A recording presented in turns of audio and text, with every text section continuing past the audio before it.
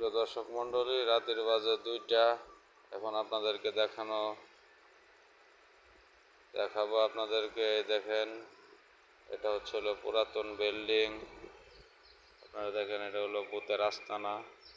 এই দেখছেন, জনমানব শূন্য, এখানে কোনো লোক নাই, সবাই ঘুমন্ত অবস্থায়। কিন্তু পুরাতন বিল্ডিং এটা, এখানে অনেক রহস্যময়, অনেক ভয়ভীতি দেখায় রাত্রেবেলা। এই দেখেন অবস্থা, পুরাতন বিল্ডিং।